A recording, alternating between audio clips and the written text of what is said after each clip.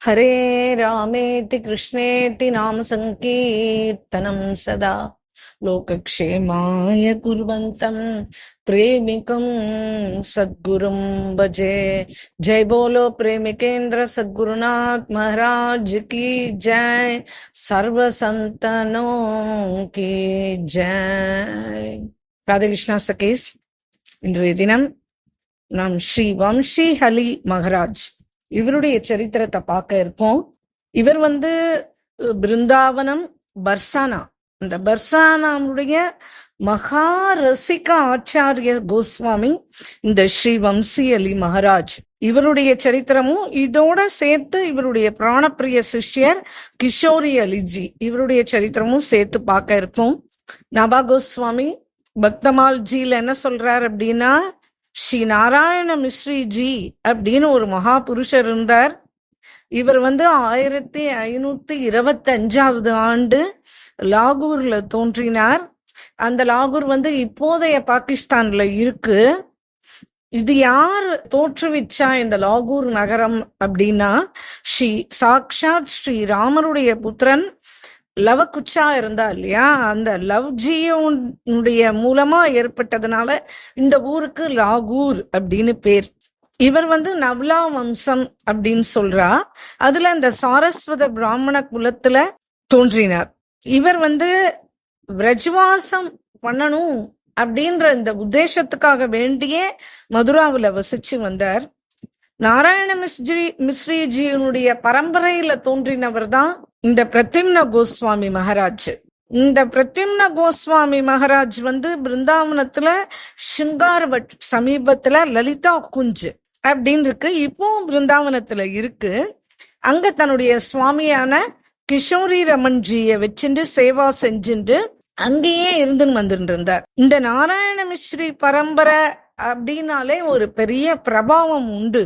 அதாவது என்ன அப்படின்னா, அவருடைய பரம்பரையில ஸ்ரீமத் பாகவதம் எல்லாருக்குமே பிராப்தி ஆறுது. நாராயண மிஸ்ரிஜி, அதுக்கு அடுத்தது அவருடைய பிள்ளை பிரத்யும்ன கோஸ்வாமிஜி.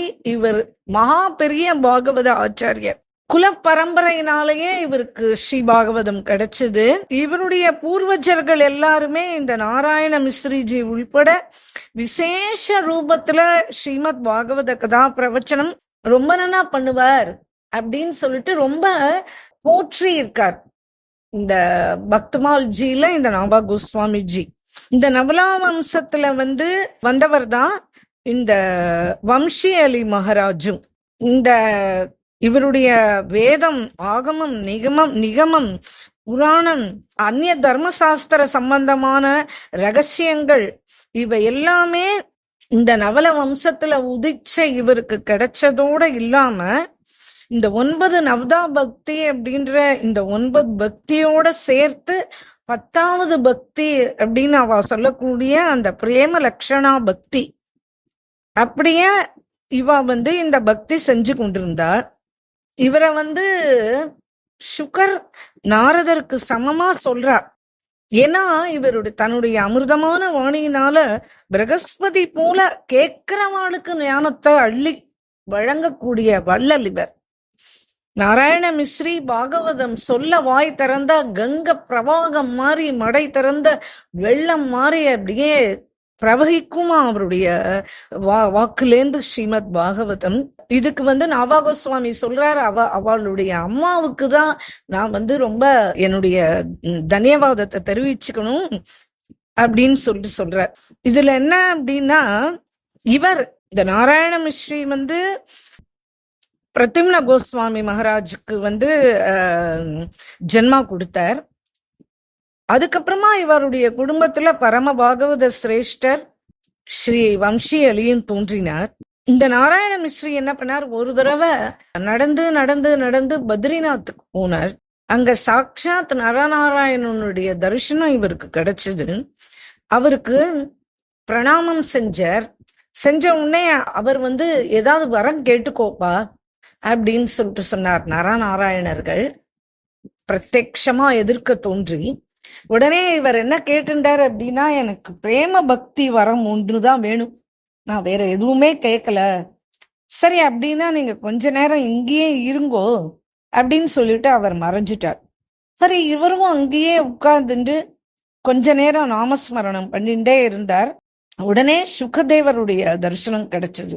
அவர் என்ன பண்ணார், அவர் தான் இந்த ஸ்ரீமத் பாகவதத்துடைய பரம ரகசியத்தை பிரதானம் பண்ணார். ஸ்ரீபாகவதம் இவர் சொல்ல ஆரம்பிச்சார்னா அத்தியந்த ரசமயியா இருக்கும். அப்படி சொல்லுவார். அற்புத வியாக்கியானங்கள், பிரேம ரசம் அப்படியே சொட்டும். லீலா சுகத்துல அப்படியே கேட்கிறவாளை ஆழ்த்திடுவர். அப்படி அந்த நாராயண மிஸ்ரிஜியினுடைய பரம்பரையில இப்படி இவர் நாராயண மிஸ்ரிஜி பத்ரிநாத் போய் சாக்ஷா சுகபிரமத்துக்கிட்ட இருந்தே இப்படி ஒரு வரத்தை வாங்கிட்டு வந்து அந்த பரம்பரையில வந்தவர் தான் இந்த பிரத்யும்னஜி. நாராயண மிஸ்ரிஜி அதுக்கப்புறமா மதுரால தான் வாழ்ந்துட்டு வந்தார். இவர் வந்து பிருந்தாவனத்துல வந்து யமுனா கரை இருக்கிற அந்த லலித் குஞ்சு அப்படின்ற இடத்துல இந்த கிஷோரி ரமணஜிய வச்சு அவன் பாகவதந்தனும் சொல்லுவா. அங்க அவரை வச்சு ஆராதனையும் பண்ணின்னு வந்திருந்தார். இவருக்கு நிறைய சிஷ்யர்கள் உண்டு, நிறைய சேவகர்கள் உண்டு. டெல்லியில வந்து முகல சாம்ராஜ்யம் தான் இருந்தது. இருந்தாலும் பிரத்யும்ன கோஸ்வாமியினுடைய சிஷ்யர்கள் ரொம்ப தனவான்கள், சேட்டுக்கள். அவன் எல்லாரும் சேர்ந்து டெல்லியில ஒரு பெரிய கோயில் கட்டித்தரா இவருக்குன்னு சொல்லிட்டு, அந்த கோயிலுடைய பேர் வந்து லாட்லி ஜி கா படா மந்திர் அப்படின்னு சொல்லுவா. அது இன்னைக்கும் இருக்கு. அங்க இருக்கிற ஸ்ரீ ராதா மகாராணிய பார்த்தா பர்சானால இருக்கிற சாக்ஷாத் ஸ்ரீ ராதையனுடைய அப்படியே சாக்ஷாத் ஸ்ரீ ராதா மகாராணி எப்படி பர்சானால இருக்காளோ அப்படி இங்கேயும் அவ வந்து தரிசனம் கொடுத்துட்டு இருக்கா. அந்த விக்கிரகத்துல பிரேமபூர்வகமா சேவா நடக்கும். அப்படி இப்படிலாம் இல்ல, ரொம்ப பிரேமபூர்வகமா சேவா நித்தியபடி நடக்கும். அந்த டெல்லியில வந்து ஆஸ்வின சுக்ல பிரதிபதா அன்னைக்கு இந்த லலித சம்பிரதாய பிரவர்த்தகர் இந்த பிரத்யும்னன்ஜியினுடைய புத்திரர் ஸ்ரீ வம்சி அலி அன்னைக்குதான் தோன்றினார். இவ அப்பா அம்மா வந்து இவருக்கு வம்சீதர் அப்படின்னு தான் பேர் வச்சா, அது கால போக்குல நாளடைவுல வம்சி அலி அப்படின்னு மாறிடுது. காரணம் வந்து சந்துக்கள் வந்து வம்சி அலிக்கு இப்படி பேர் வச்சா அப்படின்னு சொல்லிட்டு சொல்றார். இவர் வந்து சாக்ஷாத் ராதாராணியினுடைய வம்சியினுடைய அவதாரம் தான் இவர் அப்படின்னு சொல்றார். ராதாராணிக்கும் வம்சி உண்டு. ஸ்ரீகிருஷ்ணன் மதுராக்கு 11 வயசுல பிருந்தாவனத்தை விட்டு கிளம்பினான் இல்லையா? அப்ப கிளம்பி போகும்போது அந்த வம்சிய வந்து ராதாராணி கிட்டதான் ஒப்படைச்சிட்டு போறான். சொல்றான், எனக்கு வந்து ஏன்பா நீ வம்சி இல்லாம ஒரு நிமிஷம் கூட இருக்க மாட்ட, நீ எடுத்துன்னு போக வேண்டியது தானே அப்படின்னு ராதை திரும்பி கொடுத்தா. அப்ப அவர் சொல்றார், ஸ்ரீகிருஷ்ணன் சொல்றார், இல்ல இந்த வம்சியினுடைய உபயோகமே உங்களையும் கோபிகைகளையும் கூப்பிடுறதுக்கு தானே நான் இந்த வம்சிய வச்சுட்டு இருந்தேன் இத்தனை நாள். இந்த பிருந்தாவனத்தையும் இந்த கோபிகைகளையும் உன்னையும் விட்டு கிளம்பும் போது இனிமே இந்த வம்சிய வச்சு நான் யார கூப்பிட போறேன்? ஜென்மாந்தர பரியந்தம் நான் வேற யாரையும் கூப்பிட மாட்டேன். உங்களை மாதிரி அत्यந்த பிரியாள் எனக்கு வேற யாருமே இருக்க முடியாது. அதனால ராதே, நீ எனக்கு ரொம்ப பிரியமானவள் இல்லையா? அதனால நீதான் இந்த வம்சிய வச்சுக்கணும் அப்படின்ட்டு வம்சிய வந்து ராதை கிட்ட கொடுத்துட்டு போயிடுற. அவளும் அதை அடிக்கடி கிருஷ்ணனுடைய ஞாபகத்துல அந்த நாதம் எழுப்புவா, அந்த வேணு நாதம் எழுப்புவா அந்த வம்சிய வச்சுண்டு. அந்த வம்சியினுடைய ஸ்வரூபம் தான் இந்த வம்சி எலி அப்படின்னு சொல்ற. சந்துக்கள் வந்து இவர் வந்து வம்சி எலி வந்து 1707 ஆண்டு ஜனனம் ஆறார். இவருடைய ஜனனத்தை பார்த்து இவ மாதா பிதா 2 பேரும் ரொம்ப பிரசன்னமாகி பெரிய உற்சவம் கொண்டாடுறா. பிரியாஜியினுடைய வம்சி தானே இந்த வம்சி அலியா வந்திருக்கார். குழந்தை பிறந்த நாள்ல இருந்து ஒரு நாள் கூட ஸ்தன்யபானமே பண்ணல அந்த குழந்தை. ஆமா, பிரியாஜியினுடைய அதராமிரதம் இல்லாம வம்சி அலி எப்படி உயிர் வாழ முடியும்? கிரந்தத்துல என்ன வர்ணனை இருக்கு அப்படின்னா, எவ்வளவு முயற்சி செஞ்சாலும் இந்த குழந்தை வந்து தாய்ப்பாலை மட்டும் குடிக்கவே இல்லை. அதனால அவ அப்பா அம்மா 2 பேருமே ரொம்ப பயந்து போயிடுறா. குழந்தை எதுவுமே குடிக்க மாட்டேன்றானே, எப்படி உயிர் வாழ முடியும் அப்படின்னு சொல்லிட்டு வைத்தியர்கள் ஜோசியர்கள் எல்லாரையும் கூப்பிட்டு பார்க்க சொல்றார். அஸ்வின சுக்ல பிரதிபதாதன இவருடைய ஜனனம். அந்த சரத் நவராத்திரி போது அப்போ அந்த சமயத்துல பிரஜவாசி ஒருத்தர் பர்சானால இருந்து கிளம்பி வரார். அவர் வந்த உடனே அவர்கிட்ட எல்லாம் பிரேரணை பண்ணிக்கிறா, இந்த மாதிரி குழந்தை பாலை குடிக்க மாட்டேன்றது என்ன அப்படின்னு. உடனே அவர் சொன்னார், ஸ்ரீஜியினுடைய பிரேரணை பேர்ல தானே இவர் வந்திருக்கார், அதனால இந்த குழந்தை சாட்சாத் ஸ்ரீ ராதாராணியனுடைய பரிக்கர், பிரியாஜியினுடைய பிரேம பக்திய ஆஸ்வாதனம் செய்யணும் அப்படின்னு தானே இவன் வந்திருக்கார். உங்க வீட்டுல ஜென்மமும் எடுத்திருக்கார். இந்த குழந்தையனுடைய காதுல ராதா நாமம் சதா சொல்லிண்டே இருக்கணும். அப்போ இந்த குழந்தைக்கு நல்ல உணர்க்க வரும், இது பால் குடிக்க ஆரம்பிக்கும் அப்படின்னு சொல்லிட்டு உடனே அவரே என்ன பண்ணார், ஸ்வயம் அவரே பர்சானால இருந்து வந்திருக்காரு இல்லையா, இவர் பிரசாதங்கள்லாம் எடுத்துன்னு வந்திருக்கார். இவர் அந்த குழந்தையினுடைய காதுல ராதா நாமத்தை சொல்றார். அது மட்டும் இல்ல, இந்த ஸ்ரீஜியினுடைய பிரசாதம், துளசி தளம் எல்லாம் கொண்டு இருந்தார். அந்த பிரசாத வஸ்துக்குள்ள அவ அம்மாவை ஸ்வீகாரம் பண்ணிக்க சொல்லிட்டு அந்த ஸ்ரீஜியினுடைய சரணாமிரதம் கொண்டு இருந்தார் இல்லையா, அதுல ஒரு துளி அந்த குழந்தையினுடைய வாயில விடுறார். அப்புறம் அத தன்னுடைய ஹிருதய ஸ்தானத்துல தடவிண்டு, இனிமே நீ பால் குடுமா, அந்த குழந்தை பால் குடிக்க ஆரம்பிச்சிரும் அப்படின்னு சொன்ன உடனே அந்த அம்மாவும் அப்படியே செய்ய அந்த குழந்தை ஸ்தன்யபானம் பண்ண ஆரம்பிச்சான். டெல்லியிலேயே தான் இவ வசிச்சுன்னு வந்துட்டு இருக்கா. குழந்தைகள் வளர வளர அம்மா, அப்பா, அத்தை, மாமா, தாத்தா அதெல்லாம் சொல்லும் இல்லையா. ஆனா வம்சியலி இதெல்லாம் எந்த வார்த்தையும் முதல்ல தன்னுடைய வாயிலேருந்து சொல்லவே இல்லை. அவருடைய வாயிலேருந்து ராதா நாமம் தான் முதல்ல வந்தது. 5 வயசுலயே உட்கார்ந்துட்டு கண்ணை ரெண்டையும் மூடிண்டு பத்மாசனத்துல உட்கார்ந்துட்டு தாளம் போட்டுண்டு ராதா நாம பஜனை சதா பண்ணிட்டே இருப்பார்.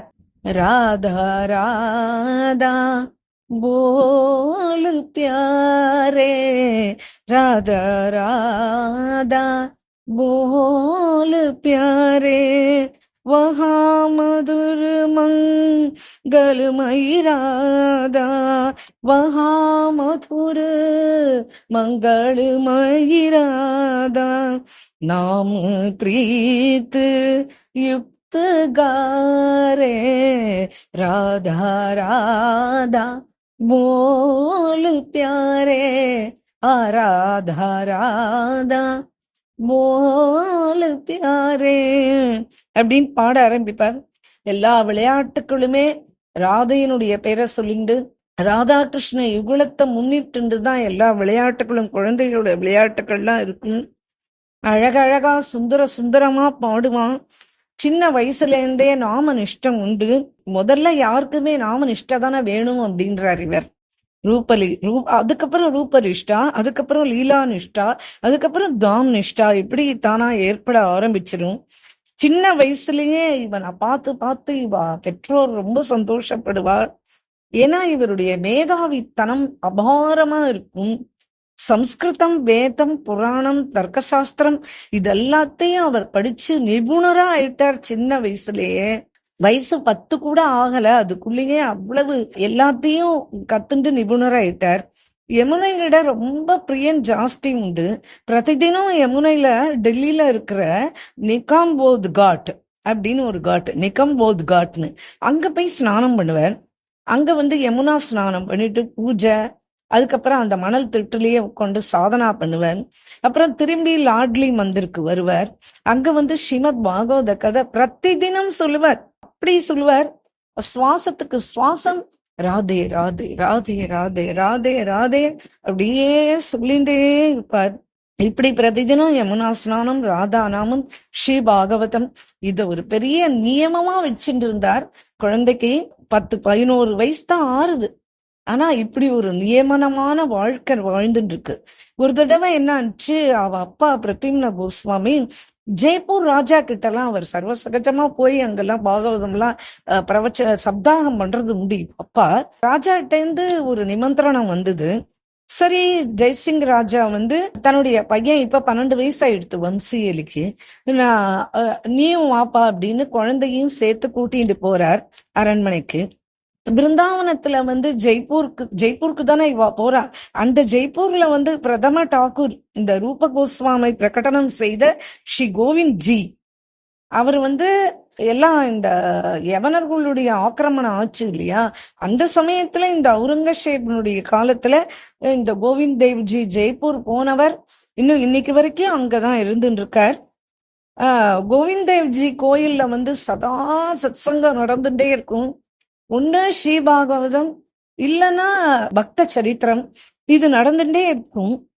அதுக்கு ஒரு அந்த கோவிந்த் தேவ் பத்தி ஒரு சச்சி கெட்னா நினைவுக்கு வருது. அது என்ன அப்படின்னா, இந்த நாபாதாஸ் கோஸ்வாமி ஜி தானே இந்த பக்தமால் ஜியை பிரகடனம் பண்ணார். இந்த நாபா கோஸ்வாமியினுடைய சிஷ்யர், பிரிய சிஷ்யர் பிரியாதாஸ் ஜி. இந்த பிரியாதாஸ் ஜிக்கு வந்து கனவுல வந்து திரும்பி மீதி இருக்கிறத கண்டினியூ பண்ண சொல்லி இந்த பக்தமால் பூரா எழுத சொல்லி அவருக்கும் ஆக்ஞாபிக்கிறார் நாபா கோஸ்வாமிஜி. அந்த சமயத்துல பிரியா, நீ வந்து இதோட இல்லாம சந்துக்களுடைய சரித்திரத்தை பூரா பரப்பணும், இந்தியா பூரா, பாரத தேசம் பூரா பரப்பணும் அப்படின்னு சொல்லிட்டு நாபா கோஸ்வாமி ஒரு தடவை கனவுல வந்து சொல்றார். பிரியாதாஸ் ஜி மகாராஜ் நன்னா டீக்காலாம் எழுதியிருக்காரு இந்த இதுக்கு, இந்த பக்தமாலுக்கே டீக்கா எழுதியிருக்காரு. அவருமே ரொம்ப அழகா இந்த சந்துக்கள் சரித்திரம் பிரவச்சனம் பண்ணுவார். அப்போ ஒரு தடவை அவர் வந்து ஜெய்ப்பூர் வழியா போகணும், ஜெய்ப்பூருக்கு வந்துட்டோமே கோவிந்த் தேவ்ஜியை பார்த்துட்டு போவோம் அப்படின்னு வரார்.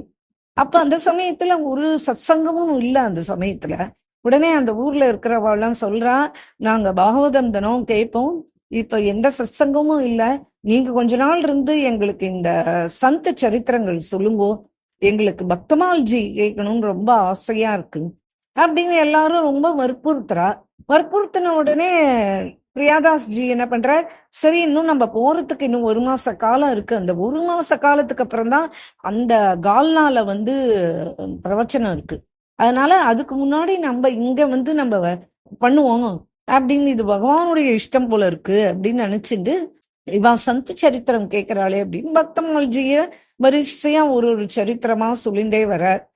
அடுத்து இப்போ அவருக்கு வந்து அங்க போக வேண்டிய நெருங்கிடுத்து. அதனால என்ன பண்ணார், கிளம்பி நான் சத்சங்கத்துக்காக தானே வந்தேன், அதனால நான் அந்த காரியத்தை முடிச்சுக்கிறதுக்காக நான் திரும்பி கிளம்பி போறேன், ஆனா திரும்பி போகும்போது இந்த வழியா தான் வரணும், இல்லைல்ல நீங்க வந்து திரும்பியும் இருக்கிற சரித்திரங்களை எங்க எல்லாருக்கும் கேட்க நீங்க வந்து உங்க மூலமா தான் நாங்க கேட்கணும், ரொம்ப தன்யமாயிட்டோம் நாங்கெல்லாம் அப்படின்னு அவ ரொம்ப பிரசம்சிக்கிறா. அதுக்கப்புறம் இவரும் கிளம்பி போயிட்டார். அங்க எல்லாம் முடிஞ்சிடுத்து, 1 மாச காலம் அங்க தங்கி எல்லாம் அங்க கதா காலக்ஷேபங்கள்லாம் முடிச்சுட்டு திரும்பி வர வழியில இந்த கோவிந்த் தேவ்ஜியினுடைய மந்திருக்கு வரார். உடனே அவ வந்து திரும்பி கேட்டுக்கிறா, நீங்க வந்து திரும்பி எங்க விட்டீங்களோ அங்கேருந்து ஆரம்பிச்சு சொல்லுங்க அப்படின்னு. அதுக்கு என்ன அப்படின்னு, சாயங்காலத்துல இருந்து வச்சுப்போம் சத்சங்கம் அப்படின்னு கிளம்பி போயிட்டார். பகவானை தரிசனம் பண்ணிட்டு சாயங்காலம் கிளம்பி வந்தார், உட்கார்ந்துட்டார், கதையை ஆரம்பிக்க போறார். அப்ப கேட்டார், நான் எந்த கதையில கடைசியில முடிச்சேன் அத கொஞ்சம் சொல்லுங்கோ அப்படின்னு சொல்லிட்டு கேட்கிறார். அவளுக்கு யாருக்குமே சொல்ல தெரியல. என்ன சொல்ல, இவ்வளவு ஆர்வமா கேட்டேன், ஆனா உங்களுக்கு கடைசியா என்ன கதை கேட்டோன்னு கூட தெரியலையே அப்படின்னு. உடனே உள்ள போகாயின்னு இருந்தது. கோவிந்த் தேவ்ஜி உள்ளேந்து இவர் கோச்சின்ற போறாரேன்னு உள்ளேந்து குரல் கொடுக்கிறார், ரைதாஸ் தான் கடைசியா முடிச்ச அப்படின்னு சொன்னார். சொன்ன உடனே எங்கேருந்து இந்த சத்தம் வந்தது அப்படின்னு பாக்குறார். உள்ளேந்து மணி அடிக்கிறது.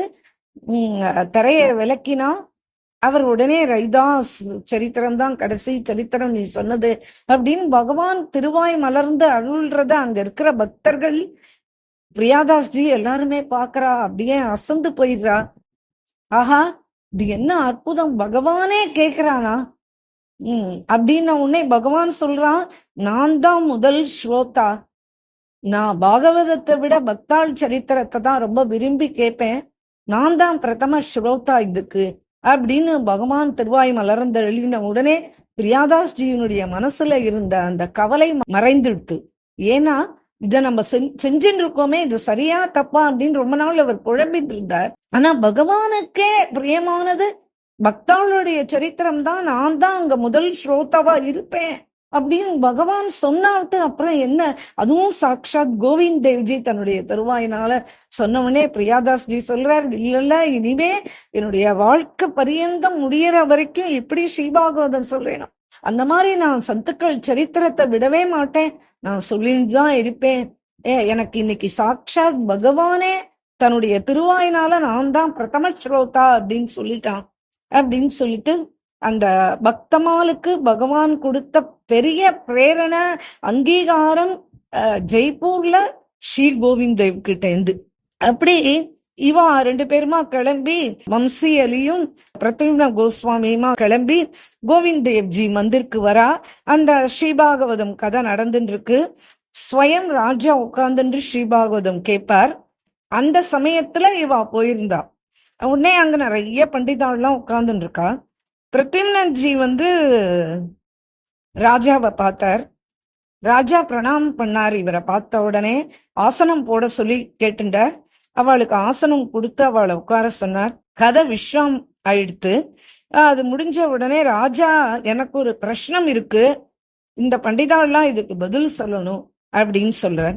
என்ன அப்படின்னா, அதுக்கு இவர் சொல்றார், எல்லா விஷயம் தெரிஞ்சவா கேள்வியே கேட்க மாட்டா.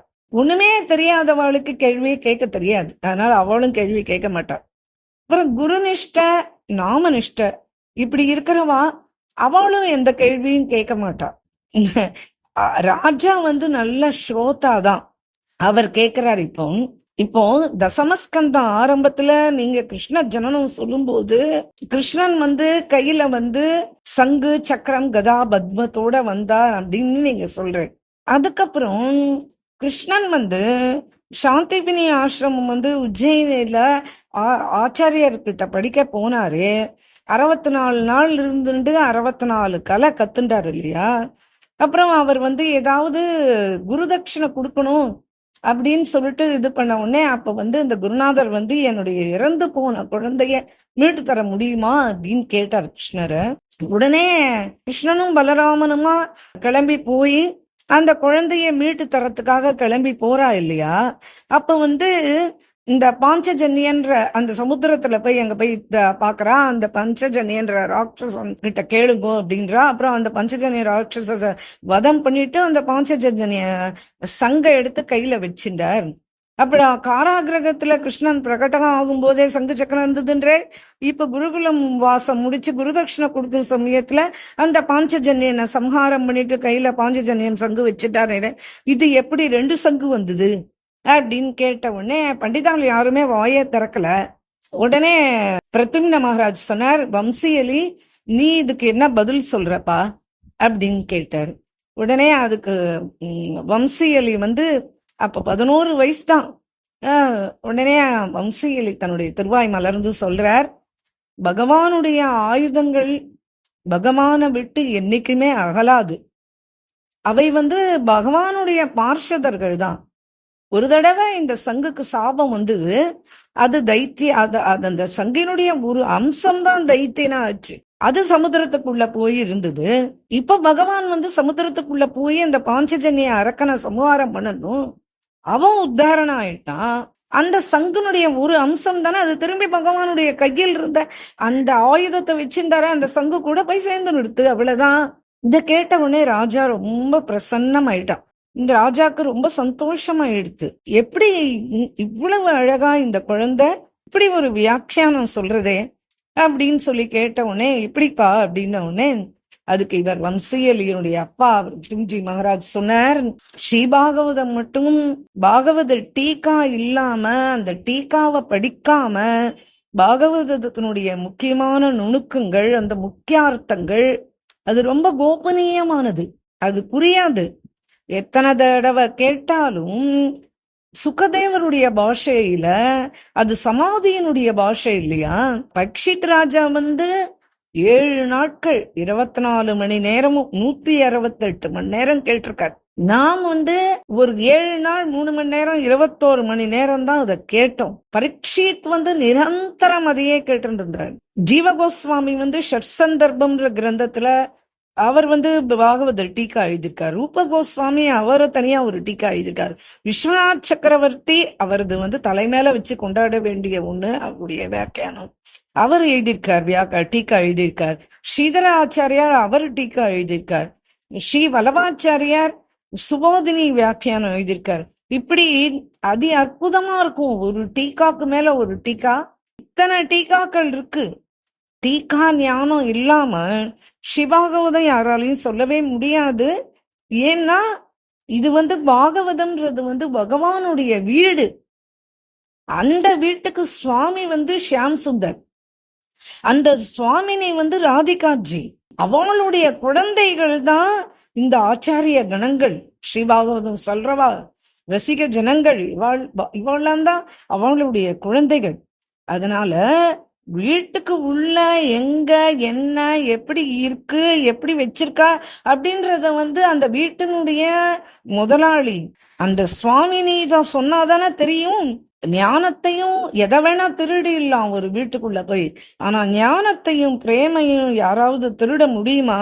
அதனால ஆச்சாரியர்களுடைய டீக்காவை படிக்கிறதோட இல்லாம அத்தியனம் பண்ணி அதை சிரவணம் பண்ணாலே ஒழிய ஆச்சாரியர்களுடைய அனுகிரகம் இல்லாம, ஆச்சாரியர்கள் ஸ்ரீஜியினுடைய பரிக்கர்கள் தான், அவங்களுடைய அனுகிரகம் இல்லாம சிவாகவதம் புரியாது, சொல்ல முடியாது.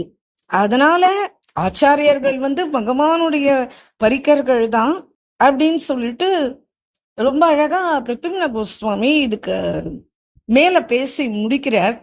முடிச்ச உடனே ராஜா சொல்றான், சரி இருக்கட்டும், நீங்க கொஞ்ச நாள் இங்க தங்கி இருங்கோ, நான் இந்த குழந்தை வாயினால ஸ்ரீபாகவதம் பூரா கேட்க ஆசைப்படுறேன் அப்படின்னு சொன்ன உடனே சரி அப்படின்னு சொல்லிட்டு, ராஜா கேட்டது இந்த ஒரு கேள்விதான். ஆனா ராஜா கேட்காத ஆயிரக்கணக்கான கேள்விகளுக்கு அப்படி ஒரு தெள்ள தெளிவா ஸ்ரீபாகவதம் பூரா அதனுடைய கூடார்த்தம் பூரா அப்படி சொல்றார்.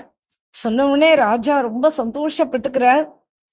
நிறைய சன்மானம் வச்சு கொடுக்கிறார்.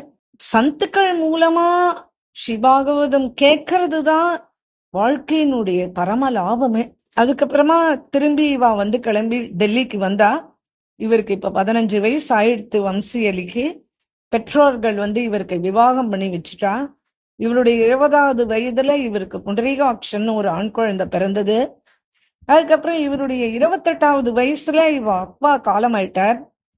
பணம் காசு இதெல்லாம் வச்சுண்டு எந்த போக்குவரத்துகளும் இவருக்கு செய்யறதுக்கு தெரியாது. எல்லாமே அவ அப்பாவுடைய மேற்பார்வையில தான் இந்த நாள் வரைக்கும் எல்லாம் நடந்துட்டு இருந்தது. தனத்துக்கு ஒரு குறைவும் கிடையாது. ஏகப்பட்ட சேட்டுகள் இவருடைய கோயிலுக்கு வருவா. அவளா நிறைய சன்மானங்கள் கொடுப்பா. ராஜா வேற கொடுப்பான். இது தவிர இவர் வேற ஊர் ஊரா போய் பாகவதம் சொல்வார் பிரத்யும்ன கோஸ்வாமி.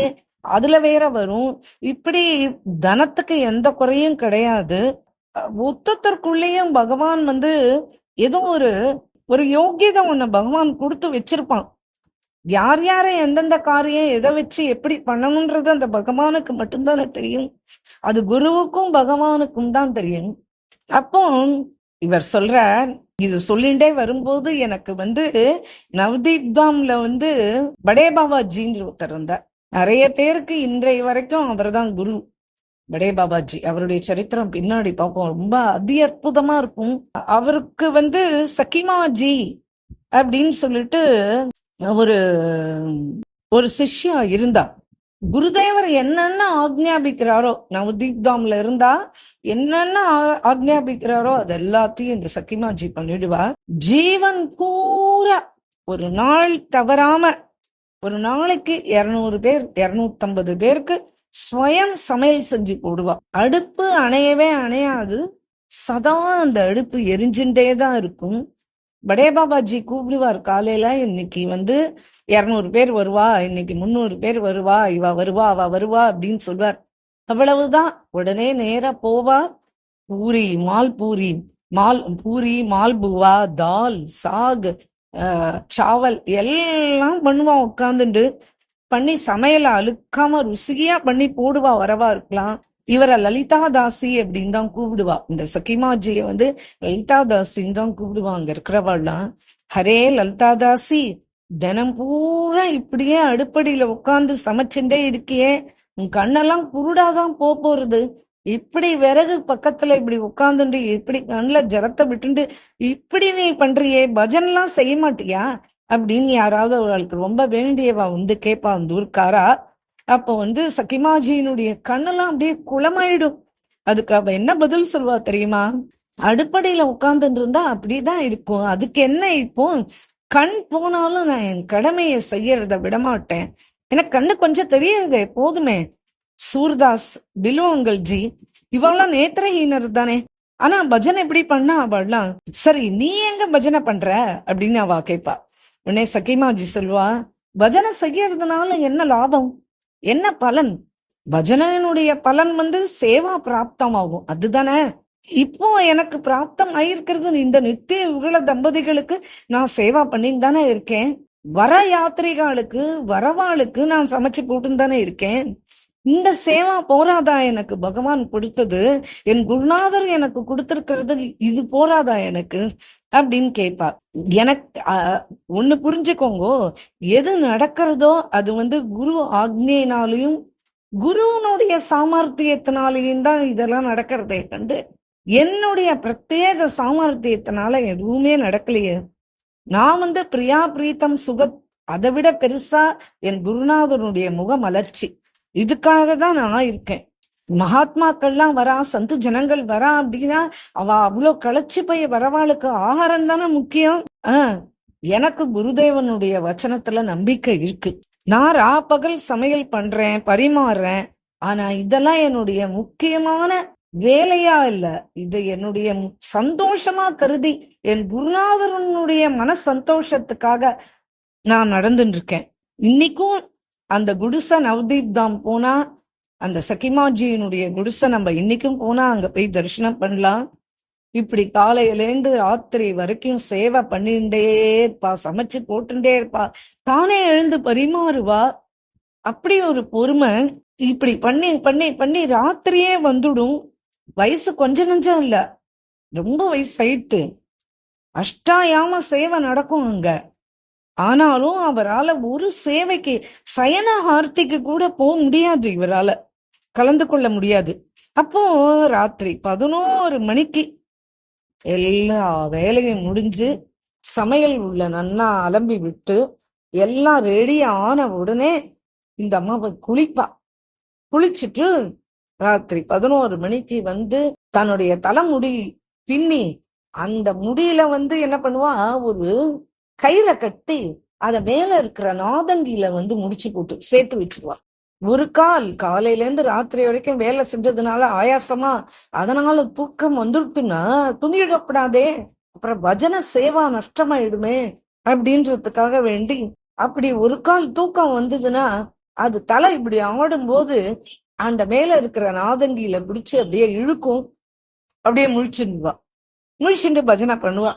இப்படி பஜனை பண்ணி பண்ணி காலையில 3:30 மணி ஆகும். 3:30 மணி ஆனோம்னே போய் திரும்பி குளிக்க வேண்டியதுதான்.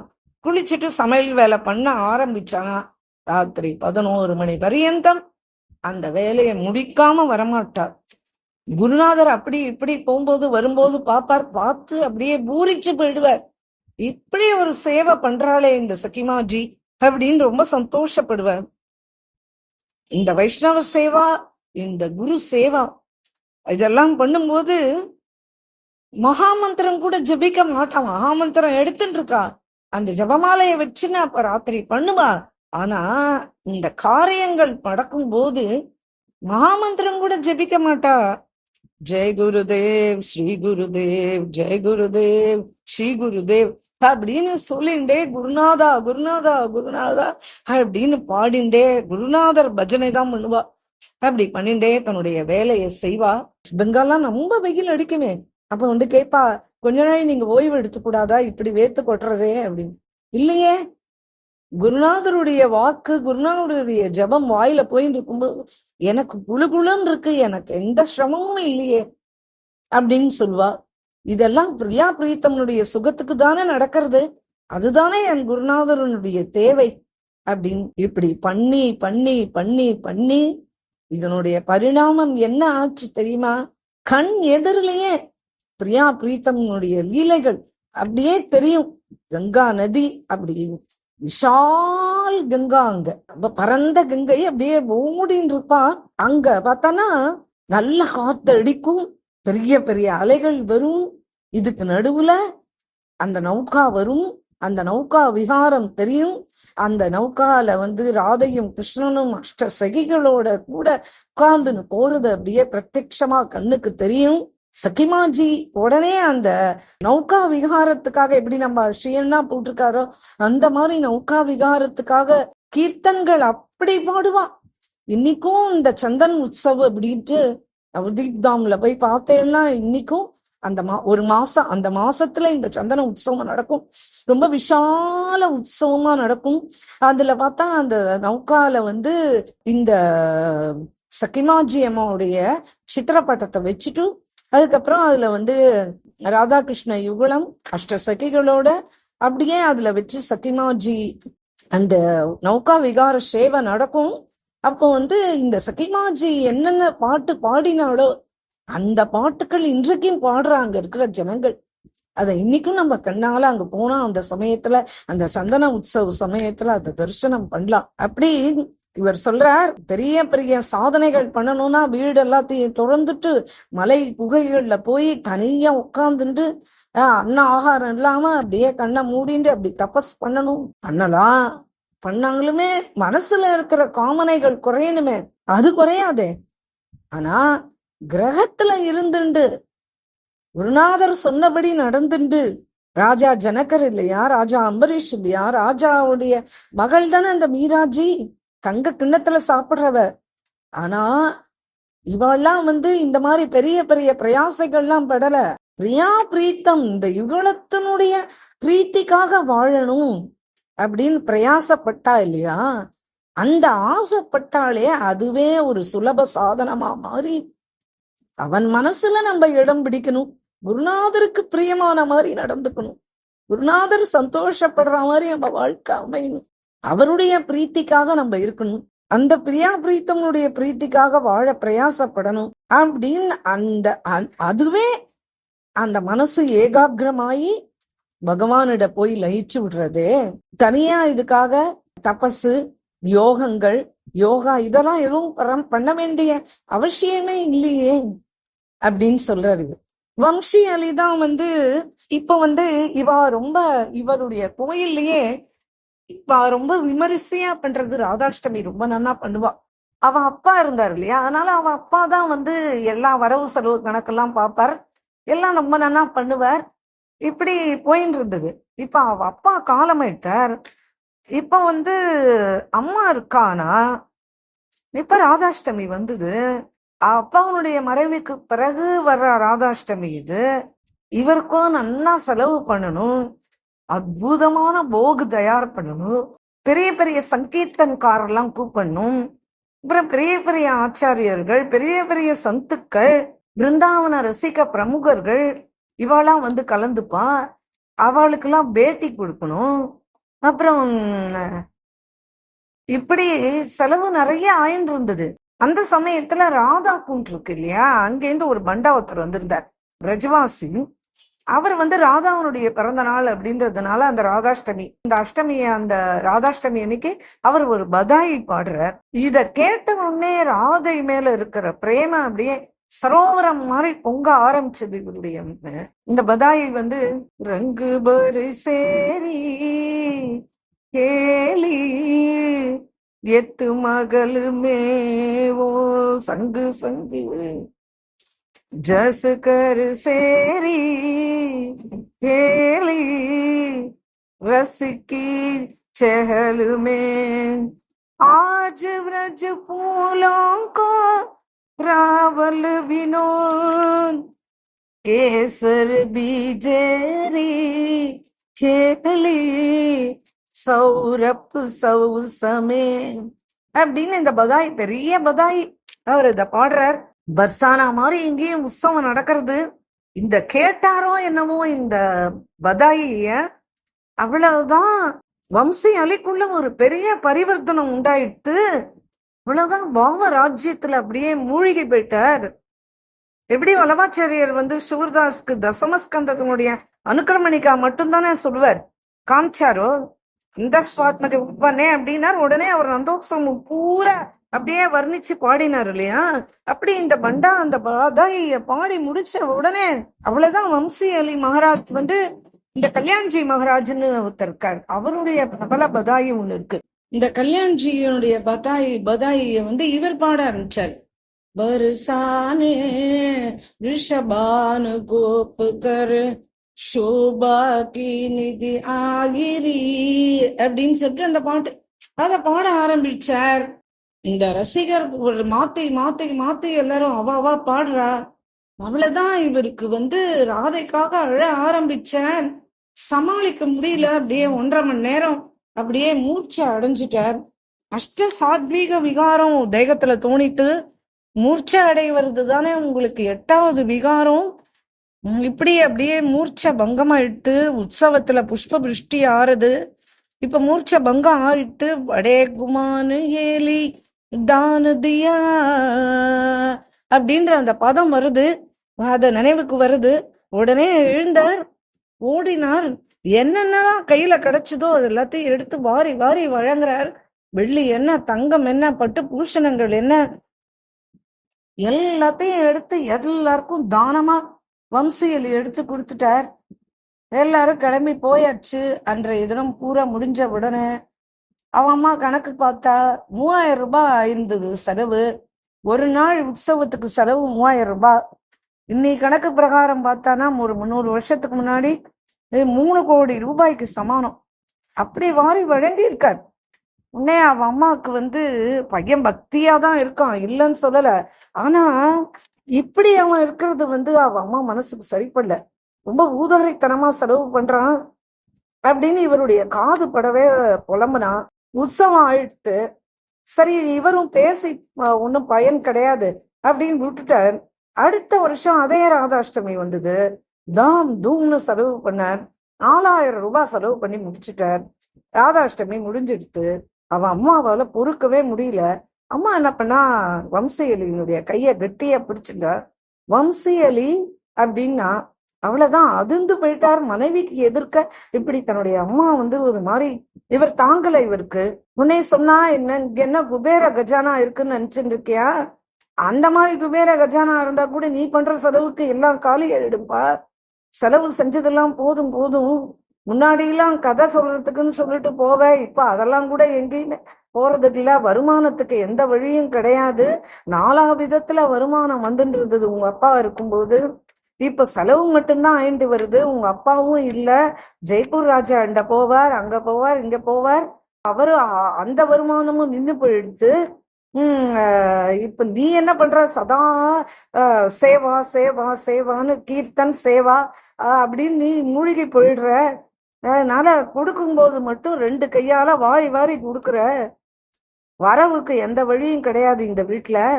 சரி, ஒண்ணு சொல்றேன், அடுத்த வருஷத்துல இருந்து உற்சவம் சங்கேபமா தான் நடக்கும். இந்த அளவுக்கு எல்லாம் செலவுகள் நடக்காது, அவ்வளவுதான் அப்படின்னு சொல்லிட்டு கிளம்பி போயிட்டா. அவ்வளவுதான். அடுத்த நாள் வம்சியலிக்கு ரொம்ப துக்கமா எடுத்து. நம்ம கிட்ட 1 லட்சம் ரூபாய் இருந்தது, அதுல ஒரு 3000 ரூபாய் செலவு பண்றதுனால என்ன ஆயிட போறது? அம்மா நம்ம கைய பிடிச்சின்ற விதம், நம்ம மனைவி எதிர்க்கு நம்மள பேசின விதம் எல்லாம் அவருக்கு அப்படியே மனசை போட்டு பாடா படுத்திட்டு யார் காத்தால எழுந்துட்டார். யார்கிட்டையும் எதுவும் சொல்லிக்கல, வீட்டை விட்டு கிளம்பிட்டார். எனக்கு இருக்கிற இந்த மன விரக்திக்கு நான் வீட்லயே இருந்துட்டு இந்த கோயில் சேவா பண்ணிட்டு இருக்கிறதுன்றது ரொம்ப கஷ்டம். அதனால சதா டில்லியை விட்டுட்டு பிருந்தாவனத்துக்கு கிளம்பி வந்துட்டார்.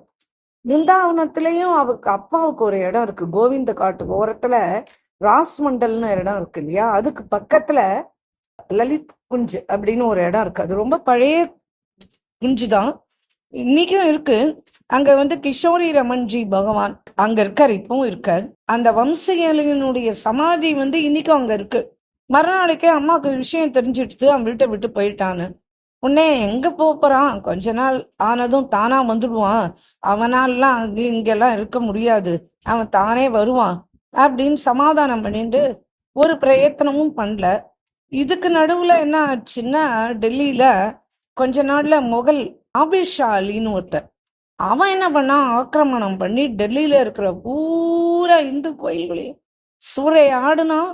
அங்க இருக்கிற செல்வங்கள் விக்கிரகங்கள் எல்லாத்தையும் எடுத்துன்னு போயிட்டான். கோயில் எல்லாம் இடிச்சான். அந்த அத்தனை கோயில்ல இவளுடைய லாட்லி ஜி மந்திர் இந்த கோயிலும் சூறையாடப்பட்டது. அதோட இல்ல, இவன் வச்சிருந்த தனம் 1,00,000க்கு மேல ஆத்துல வச்சிருந்தா அத்தனையும் கொள்ள அடிச்சுன்னு போயிட்டான். பகவானுக்கு 4,000 3,000 செலவு பண்றதுக்கு அம்மா என்னமோ சொன்னாலே, இன்னைக்கு தினம் இருக்கிற வெள்ளி தங்கம் ₹1,00,000 எல்லாம் அடியோட எடுத்துன்னு போயிட்டானே அப்படின்னு இந்த கேள்விப்பட்ட உடனே வம்சியலி ரொம்ப மனசு வருத்தப்பட்டார், ரொம்ப வருத்தப்பட்டார். இப்போ வம்சியலி இருக்கிற இடத்துல அந்த வருஷம் ராதாஷ்டமி வந்தது. பழசதனை நினைச்சு பாப்பார். அந்த சுகம், அந்த வைபவம் நடத்துற விதம், அந்த சந்தோஷத்தை நினைச்சு நினைச்சு பூரா அழுதார், பிரலாபிக்கிறார், புலம்புறார், கதறார், ஸ்ரீஜிய நினைச்சுக்கிறார். ஹே பிரியாஜி, நீ எப்ப எனக்கு கிருப செய்வமா? ஹே சுவாமினி, நீ எப்பமா எனக்கு கிருப செய்வ? நான் எல்லாத்தையும் முதலிட்டு இங்க வந்துட்டேனே. பரிவாரம், பத்னி, குழந்தைகள் எல்லாம் பஜனைக்கு பாதையா இருக்குன்னு தானே நான் இங்க வந்தேன். நடந்தது நடந்துடுத்து. நான் அதுக்காக இன்னைக்கு வருத்தப்படல ராதே, இங்க வந்துட்டேன். ஆனா அந்த ராதாஷ்டமி தினம் என்னால மறக்க முடியாதே. என் நினைவு தவறித்தே ஒரு 2 மணி நேரம். என்ன நீ உன்னோட வச்சுண்டியே. அந்த சம்பவத்தை நினைச்சு நினைச்சு இன்றைய தினம் ராதாஷ்டமி என் மனசு ஏங்கிறது. ஏன் இன்னைக்கு என்ன அந்த மாதிரி நீ வச்சுக்க மாட்டியா? வேற வழியே இல்லையா? சரி, இந்த மாதிரி அனுபவம் எனக்கு திரும்பி என் வாழ்நாள்ல கிடைக்குமா?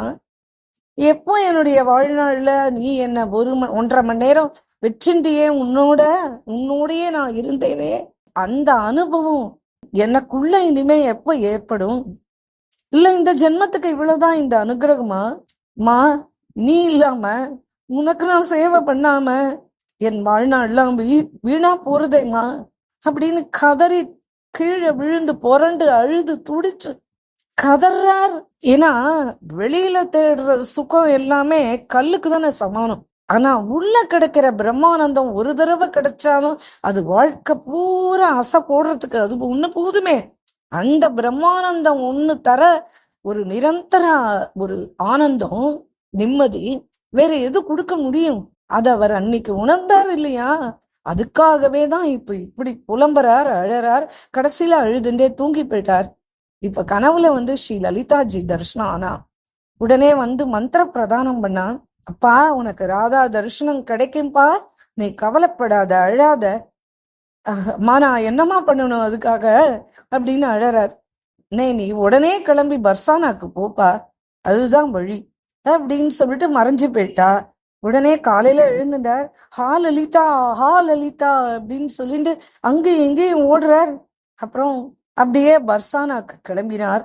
அப்படியே வழி நடுக கீர்த்தன் பண்ணிண்டே பாடிண்டே போறார், அழுதுண்டே போறார். அண்ணா லலிதா தான் ஆக்ஞை சொல்லியிருக்காளே, அவதான் சொன்னாளே ஸ்ரீ ராதா கிடைப்பா அப்படின்னு சொல்லிட்டு அப்படியே சேர்ந்துட்டார். இப்ப பர்சானா வந்தாச்சு. அண்ணா ஆச்சரியம், வந்துட்டார். அப்படி நடந்து நடந்து நடந்து கோயில் பக்கத்துக்கு வரைக்கும் வரார். கோயிலுக்கு பக்கத்துல அங்க ரங்கிலி கலின்னு ஒரு இடம் இருக்கு. அங்க ஒரு பெரிய குப்பை மேடு. அந்த ரங்கிலி கலில இருந்து இப்படி திரும்பினா கோயில் வந்துடும். அந்த ரங்கிலி கலி மேல ஒரு பெரிய குப்பை மேடு. இன்னைக்கும் அந்த இடத்துல வம்சியலினுடைய சின்ன சமாதி இருக்கு.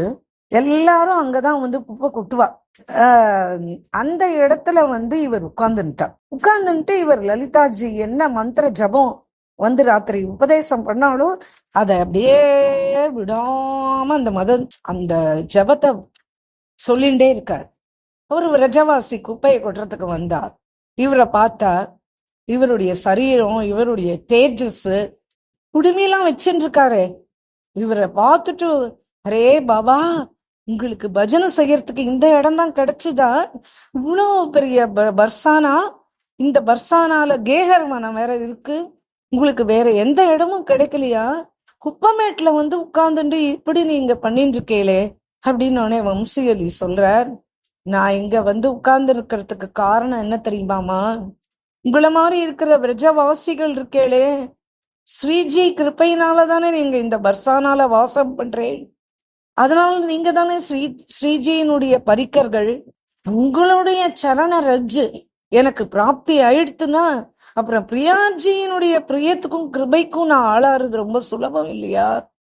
என்னை பொறுத்த வரைக்கும் உங்களை மாதிரி இருக்கிற கோபிகைகள் விரஜவாசிகளுடைய சரண ரஜிதாமா என்னுடைய கதி. இதை விட்டா எனக்கு வேற எந்த கதியும் தோணல. ஏன்னா குப்பை மாதிரி ஒதுங்கிட்டேன் வாழ்க்கையில. அதனால அந்த குப்பை மாதிரி ஒதுங்கினா அந்த குப்பமேட்டுல வசிக்கிறதுக்கு தானே லாயக்கு. அதனால இங்க இருந்தாதாமா என் வாழ்க்கை சீர்படும் அப்படின்னு சொல்லிட்டு உங்க ஆசீர்வாதம் தான் வேணும். நித்தியம் நீங்கள்லாம் இந்த குப்பையை கொட்டும் போது அதுல எழும்புற தூசி என் மேல பட்டு இதனால எனக்கு ஸ்ரீஜியினுடைய கிருபை கிடைக்கணும் அப்படின்னு சொல்லிட்டு அவர் திரும்பியும் ஜெபம் பண்ண ஆரம்பிச்சிட்டார். இப்படியே அந்த ரங்கிலி கலியில அந்த குப்பமேட்டு மேல 1 வருஷம் 2 வருஷம் இல்ல சக்கி, 12 வருஷ காலம் வம்சையலி பஜனைய ஜபம் பண்ணிட்டே இருக்கார். ரங்கிலிகளிலேருந்து திரும்பினா மேல ஸ்ரீஜியினுடைய ராதா மந்திர் தான். ஆனா அசையல. அப்படி ஒரு திட நிஷ்டன். வரவாலாம் கேக்குறான், அரே பாபா நீ ராதா தர்சனம் பண்ணாம இங்க என்ன பண்ணிட்டு இருக்க? பர்சானாக்கு தர்சனம் பண்ண வேணாமா அப்படின்னு கேக்குறா எல்லாரும். இல்ல நான் போகமாட்டேன். ஏன் போக மாட்டேன் அப்படின்னு கேக்குறா. ராதாராணி கூப்பிட்டாதான் நான் போக முடியும். எனக்கு கேவலம் விக்கிரக தரிசனம் வேண்டாம், எனக்கு பிரத்யக்ஷ தரிசனம் தான் வேணும். தர்சனமே 2 வகைப்படும் இல்லையா? 1 மூர்த்தி, 2 பிரத்யக்ஷம். மூர்த்திக்கு பின்னால பிரத்யக்ஷ பகவான் ஒளிஞ்சின்னு இருப்பான் இல்லையா? இந்த ஸ்ரீ விக்கிரகம் சாமானியம் கிடையாது, அது சாட்சாத் பகவான் தான். ஆனா ரசிகர்கள் அதுக்கு தகுந்த அதிகாரிகள் வந்தா அந்த மூர்த்திக்கு பின்னால இருக்கும் அந்த சூரத்து, அந்த பிரத்யக்ஷ தரிசனம் கிடைக்கும் இல்லையா? கோயிலுக்கு கூட போக வேண்டாம், வீட்டுல இருக்கிற கோபால் இருக்கு இல்லையா, அந்த கோபாலுக்கு போக் சேவா நம்ம பண்ணிட்டு பாருங்க. சில சமயம் பல் தெரிய சிரிப்பான், சில சமயம் பிரசன்னமா இருப்பான், சில சமயம் அமைதியா இருப்பான்.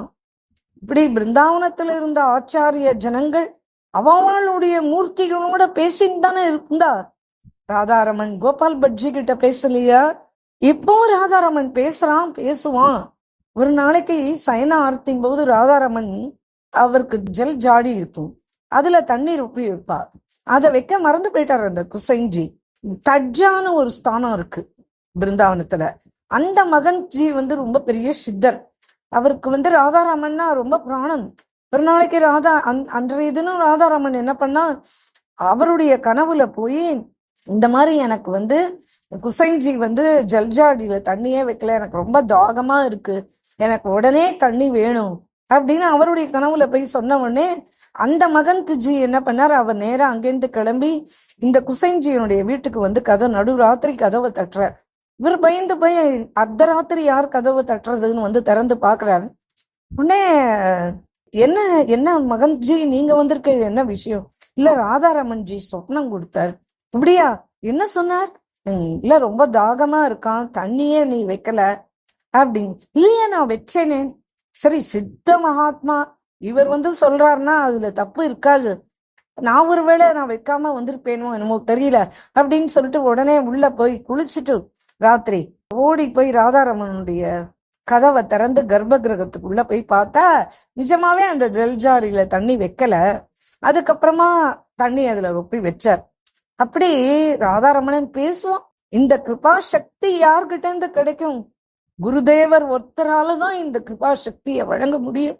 லலிதா சக்கி மாதிரி ஒரு சமர்த்த குரு இந்த வம்சையலிக்கு வாச்சிருக்கா இல்லையா? வம்சையலி அதுக்கு பதில் சொல்லி பாடுறார். குமர் கிஷோரி ராதிகா அதிசய சுக கீரா தேகு கிருபா கர் சுவாமினி बरसानो को बस तजो कृपणता बेक सभी ब्रज जन डूटन हास कूरे लोट रगत बंसियली லலிதா சக்கி பே விஸ்வாஸ் அப்படின்னு லலிதா சக்கியினுடைய விஸ்வாசத்துக்கு மேலதான் இந்த குப்பமேட்டுல வசிக்கிறான் இந்த வம்சியலி. நீ கிடைப்பேன்று நான் நம்பின்னு இருக்கேன் அப்படின்னு பாடுறார். மேல போய் ராதிகா ராணிய நான் பார்க்க முடியாது, நான் இங்கேயே தான் இருப்பேன் அப்படின்னு அழுது அழுது பகலா புலம்புவார். அப்படியே तेरी महलों की नीचे एक दासी तुझे बुलाती है அப்படின்னு சொல்லிட்டு அப்படி ஒரு பாவம். அப்படியே பாடுவார், அழுவார், கீர்த்தன் பாடுவார். அப்படியே 12 வருஷம் கழிச்சது. 12 வருஷம் முடிஞ்ச உடனே ஸ்வயம் லலிதா சக்கி எதிர்க்க பிரத்யக்ஷமானா, வம்சியலி உடனே கிளம்பு, நீ வருவன்னு ராதை எதிர்பார்த்து காத்துன்னு இருக்கா உனக்காக, வா போதும் நீ பண்ண தபஸ்லாம், கிளம்பு அப்படின்னு. உடனே குருநாதர் தானே நம்மள கோவிந்தனோட சேர்த்து வைக்கிறதுக்கு முடியும், வேற யாராலையும் முடியாது. அந்த குருநாதருடைய கிருப்பை, அவரால தான் அது பண்ண முடியும். இந்த லலிதா சக்கி என்ன பண்ணா, இவருடைய கைய பிடிச்சுனேனா 12 வருஷம் தபஸ் பண்ணிருக்கான், அன்ன ஆகாரம் இல்லாம எப்படி இருப்பானோன்னு கைய பிடிச்சு கூட்டின்னு போறா. அவ்வளவுதான், ராதையனுடைய பரவசத்துல அப்படியே கைய உதறினார். 4 கால் பாய்ச்சல்ல அப்படியே தாவர இந்த குழந்தை எப்படி அம்மாவை பாக்குறதுக்கு அப்படி ஓடி போகுமோ, அந்த படிக்கட்டெல்லாம் எதுவுமே அவர் கண்ணுக்கு தெரியல. அப்படியே பாஞ்சு போறார், கோயிலுக்குள்ள போய் பிரவேசம் ஆறார். அந்த கோயிலுக்குள்ள பிரவேசம் ஆறார், கர்ப்ப கிரகத்துக்கிட்ட போறார். ஸ்ரீ ராதையும் கிருஷ்ணனும் அப்படியே சாட்சாத் ரூபத்துல கர்ப்ப கிரகத்துல இருந்து அப்படியே புன்முறுவல் பண்ற மாதிரி பாக்குறார். ஷியாம் சுந்தர் சிரிக்கிறான். உடனே இவர் மேரே ஸ்ரீஜி, மேரே ஸ்ரீஜி, மேரே ஸ்ரீஜி அப்படின்னு சொல்லிட்டு கத்திட்டு ஓடுறார். அந்த சமயத்துல சிந்தாமணின்ற குசைன்ஜி தான் அங்க இருக்கார். அவர் என்ன பண்ணார், என்னடா இது ரொம்ப வருஷமா இவனை பார்த்துட்டு இருக்கோம், வரப்போகும்போது இந்த வம்சியலி வந்ததே இல்லையே, இன்னைக்கு வந்திருக்காரேன்னு ஆச்சரியத்தோட அப்படி பார்த்துட்டு இருக்கார். ஆனா இவர் குசைன்ஜிய பார்க்காம இவர் அப்படியே பாஞ்சு கர்ப்பகிரகத்துக்குள்ள நுழைய போகிறத பார்த்தார். ஏ நில்லு நில்லு அப்படின்னு 2 கையும் வச்சு அப்படியே தடுக்கிறார். அதையும் மீறி அவர் உள்ள மூடுறார். உடனே குசைன்ஜி என்ன பண்ணார், தன்னுடைய தடி கையில வச்சிருந்தார அதை எடுத்து வீசினார். அதுல கூர்மையான பாகம் இருக்கேன், அது போய் அப்படியே அவரை தாக்கித்து அவர் கீழே சாஞ்சிட்டார். அமுசையலிஜி அந்த சத்தத்தை கேட்டு எல்லாரும் ஓடி வரா, மத்த குசைன்ஜி எல்லாம் ஓடி வரா.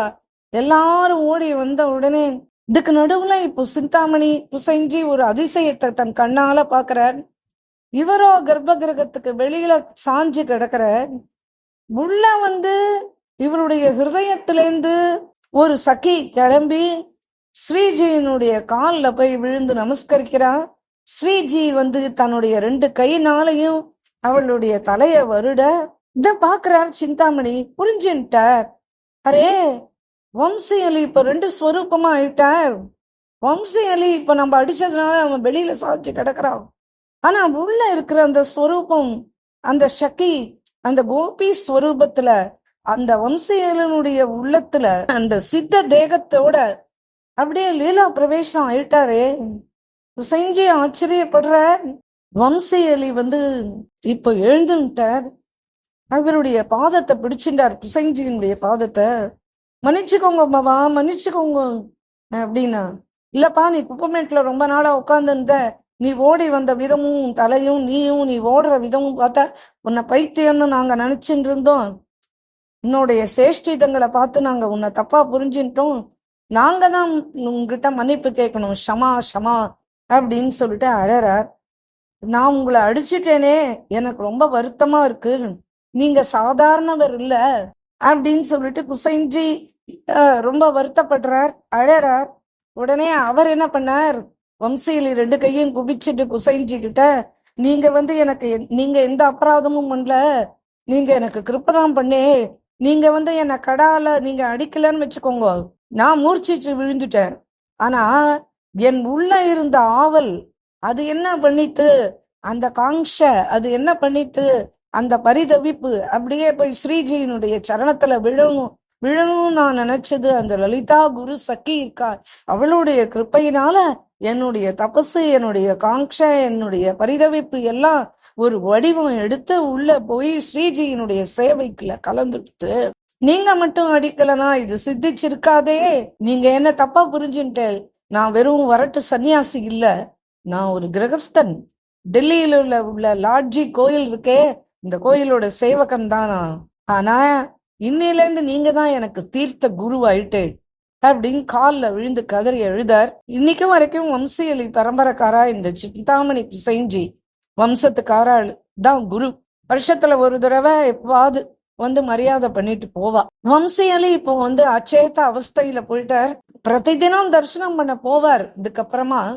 ஆனா என்ன ஆகும் அப்படின்னா சரீரம் வெளியில தான் நிற்கும். ஆனா இவர் சக்கி மஞ்சரி சுரூபத்துல உள்ள போய் ஸ்ரீஜிக்கு என்ன சேவை அந்த சமயத்துல செய்யணுமோ செஞ்சுட்டு வருவார். திரும்பியும் அந்த குப்பமேட்டுக்கு தான் வருவார். ஒரு தடவை மதுரா பிராமணன் ஜெகநாத பட்டு அப்படின்ட்டு அவரு கல்யாணம் ஆயிடுத்து. அவருடைய பத்னியினுடைய பேர் கிஷோரிஜி. பரமலௌகிக பேர் வழி. அவ மனைவியோ பேரழகி, நல்ல மகா பதிவிரத, சர்வ குணசாலி.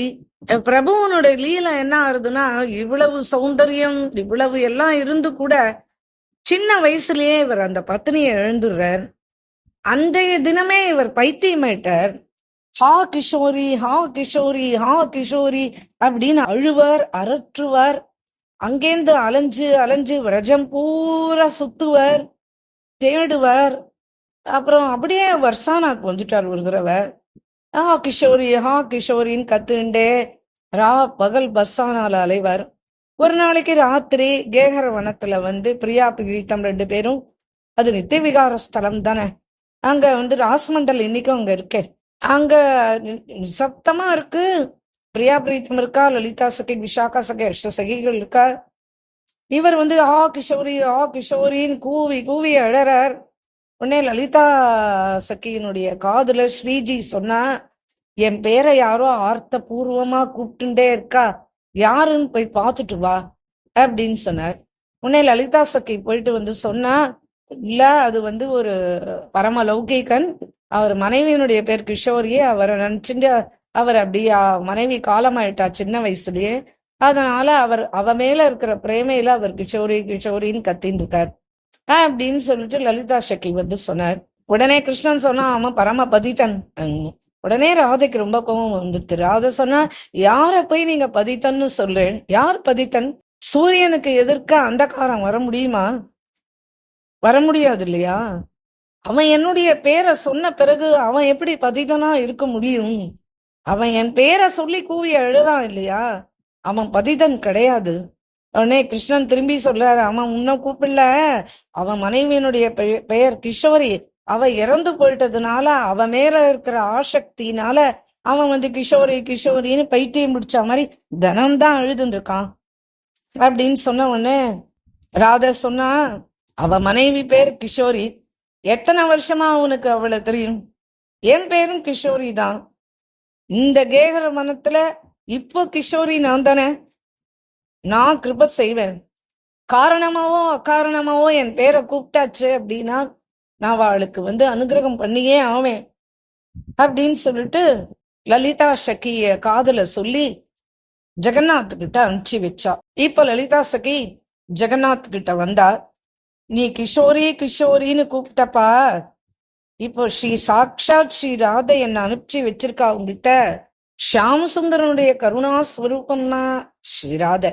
ஸ்ரீராதையினுடைய கருணை தான், கருணா ஸ்வரூபம் தான் லலிதா. அவளுடைய தரிசனம், லலிதாவுடைய தரிசனம் ஆனாலே போதும், அது வந்து அப்படி ஒரு கிருபையை உண்டாக்கிடும். அந்த கிருபை என்ன பண்ணும் அப்படின்னா, மனசுல இருக்கிற மொத்த மலங்களும் அகன்று போயிடும். அப்படி ஆயிடுத்து. இப்ப அவருடைய மனசுல இருக்கிற மொத்த மலங்களும் அகன்றுட்டு உடனே தடால்னு அவர் லலிதா சக்கியினுடைய காலில் விழுந்தார், சேவிச்சார். இந்த கிருபை பண்ணணும் அப்படின்னு வந்துட்டானா அந்த கிருபையினுடைய பிரபாவம் என்ன ஆகும்னா எல்லா நியமங்களும் அடிபட்டு போயிடும். ஆனா நாம சொல்றத மட்டும் விடவே கூடாது. ஏன்னா அகார கருணையினுடைய கடல் தானே ஸ்ரீகிருஷ்ண ராதாகிருஷ்ண யுகலம். இப்போ இந்த லலிதா சக்கியினுடைய கிருப்பை அந்த ஜெகநாத் பட்டுக்கு அந்த பஞ்சபௌதிக தேகத்து மேல இருந்த அந்த ஆசக்தி சிஜி மேல திரும்பிடுத்து. இப்போ அவருடைய காதுல சர்வ ஆராதன ரகசியங்கள் பூரா சொல்லி வைக்கிறா. அதுக்கப்புறம் உபதேசம் பண்றா. அப்புறம் அவ சொல்றா, இந்த பாருப்பா, சேவை செய்யணும், ஒண்ணு என்ன நான் பண்ணினாலும் நீ அவர்களை அடைய முடியாது. ராதாகிருஷ்ண யுகலத்தை நாம அடையணும் அப்படின்னா ஒரு குருநாதர் இல்லாம நம்ம அவளை அடைய முடியாது. நீ அதுக்கு மந்திர தீட்சை எடுத்துக்கணும், குருநாதர் சேவை பண்ணணும். இதுதான் மார்க்கம்பா.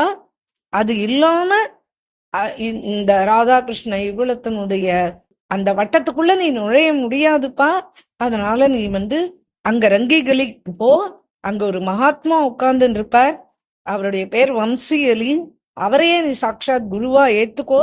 குரு அவசியம்பா, குரு இல்லாம எதுவுமே பண்ண முடியாது. அதனால உனக்கு ராதையனுடைய கிருப்பை இருக்கு, ஆனா நீ குருவை இப்போ போய் ஆசிரியிக்கணும் அப்படின்னு சொல்லி மறைஞ்சு போயிட்டார். உடனே அவர் அங்கேருந்து ரங்கிகளிக்கு வந்தார். அந்த குப்பமேட்ல வம்சி அலியை பார்த்தார், சாஷ்டாங்கமா நமஸ்காரம் பண்ணார். யாருன்னு கேட்டார். உடனே வம்சி அலி வம்சி அலி கிட்ட இவர் எல்லாத்தையும் சொன்னார். உடனே நான் அங்கேருந்து குருவா ஆறுது, நானே லலிதா சக்கியை ஆசிரியிச்சிருக்கேன் அப்படின்னு சொன்ன உடனே, இல்ல லலிதா சக்கி பிரேரணை பேர்ல தான் நான் இப்ப உங்களை ஆசிரியிக்கிறேன் அப்படின்னு சொன்ன உடனே 12 வருஷ தனம் என்ன அவர் சம்பாதிச்சு வச்சாரோ அதை அப்படியே அந்த கிஷோர் அலி மகாராஜுக்கு சகஜமா கொடுத்துட்டார். குருநாதர்கள்லாம் வள்ளல்கள், அவ எதையுமே பார்க்க மாட்டா. ஜாதி, ஜனம், பணம், காசு, மரியாதை, கௌரவம், அந்தஸ்து, இதுக்கு எல்லாத்துக்கும் அப்பாற்பட்டவர்கள் தானே குருநாதர்கள். அவ எதையுமே பார்க்க மாட்டா. உடனே எல்லாத்தையும் கொடுத்துட்டாரு. மந்திர ஜபம் எடுத்து வச்சாச்சு. இப்ப கொஞ்ச நாள்லயே அவருக்கு ஸ்வரூபம் ஜாகிரத ஆயிடுத்து. கிஷோரிஜி பெரிய பிருந்தாவனத்துல பெரிய மகான், அவரை இன்னைக்கும் கொண்டாடுறவா நிறைய பேர் இருக்கா. அவர் நிறைய பதங்கள்லாம் கூட பாடி இருக்கார். கொஞ்ச நாள்ல லலிதாஜி வந்தா வம்சி அலிக்கு ஆக்ஞை பண்ணா, அப்பா உன்னுடைய பர்சானா வாசம் போதும், உன்னுடைய சாதனைகள்லாம் பூர்ண ஆயிடுத்து, நீ உடனே கிளம்பி பிருந்தாவனத்துக்கு போ, அங்க கிஷோரி ரமண்ண அவருக்கு சேவா பண்ணிட்டு நீ அந்த லலித் குஞ்சிலேயே இருந்துக்கோ அப்படின்னு சொல்லிட்டா. இந்த சமயத்துல விசாகா சக்கி என்ன பண்ணா, அல்பேலிஜி அலிஜி அப்படின்னு சொல்லிட்டு இன்னொரு சிஷ்யரை இவருக்கு பிரதானமா கொடுத்தா. இப்ப இந்த அல்பேலி அலிஜி, இந்த கிஷோரி அலிஜி, இவ 2 பேரோடையும் இவர் கிளம்பி பிருந்தாவனம் வந்தார். அங்க இருந்துட்டு அந்த லலிதா குஞ்சு அங்க இருந்துட்டு திவ்யமா ராதாகிருஷ்ண யுகுல சேவை பண்றார். நிறைய சிஷ்யர் இவருடைய எல்லாத்தையும் இவருடைய சரித்திரத்தை கேட்கறா இல்லையா, அவள்லாம் என்ன பண்றா, இவருக்கு சிஷ்யர் ஆயிடுறா.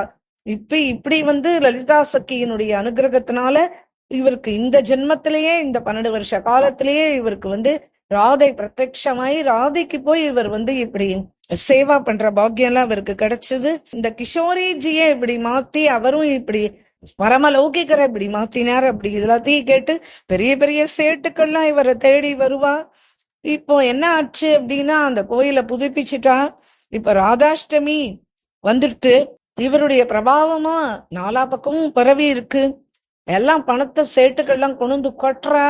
இவரும் ஒரு லங்கோட்டா மேல ஒரு அங்கவஸ்திரம் அப்படியே இருந்துருவார்.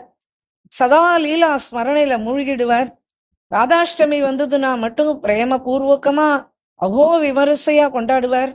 பிருந்தாவனம் வந்தாவிட்டு இவர் 300 வருஷத்துக்கு முன்னாடி பிருந்தாவனம் வந்தாவிட்டு 25,000 ரூபாய் செலவு பண்ணி ரொம்ப படு விமர்சையா மகாத்மாக்கள், மகா புருஷர்கள் எல்லாரும் வருவா. ராதாஷ்டமி அப்படி கொண்டாடுவார். பாகவத பட்டனம் பண்ணுவார். கிஷோரி அலி எப்பவுமே சதா கூட இருந்து இவருக்கு சேவை பண்ணுவார். லீலா ரசத்துல எப்பவும் மூழ்கி போடுவார். இப்பெல்லாம் இவர் 365 நாள்ல 360 நாள் சமாதி ஸ்திதி தான். 5 நாள் தான் இவர் முழிச்சுட்டு இருப்பார். அப்படிலாம் இருக்கு. இவர் நிறைய கிரந்தங்கள்லாம் பண்ணியிருக்கார்.